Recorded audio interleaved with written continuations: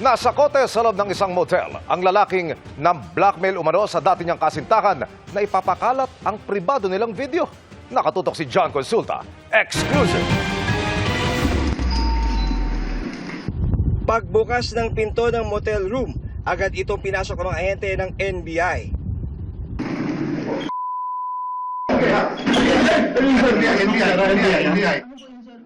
Nang mapasok ang kwarto, diretsong pinusasan ang kanilang pinakapakay.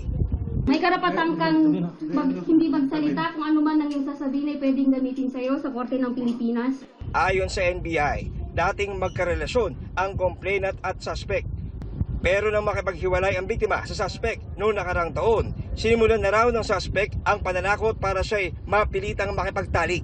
Base din sa sinasabi nitong subject natin ay may mga sex videos sila. At ito ay ang kanyang ipinapanakot dito sa dati niyang kasintahan dito sa ating complainant na isisiwalat sa kanyang mga kamag-anak at sa kanyang mga mahal sa buhay at mga kaibigan sa trabaho. Kung kaya't napilitan nga itong ating complainant victim.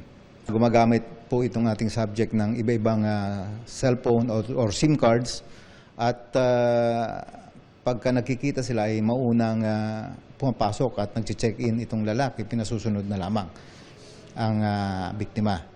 Sinisikap pa rin namin kunan ng pahayag ang suspect na nakakulong sa NBI Detention Facility sa Muntinlupa. Pinakasuhan ng ating direktor ang nahuling subject para sa paglabag sa Cybercrime Prevention Act, grave coercion, grave threats, at acts of lasciviousness. Kinasuhan din natin siya sa paglabag sa Republic Act 8353 or rape.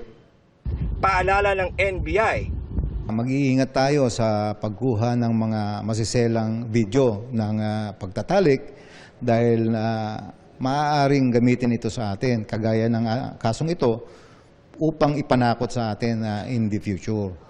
para sa GMA Integrated News, John Consulta, nakatutok 24 oras.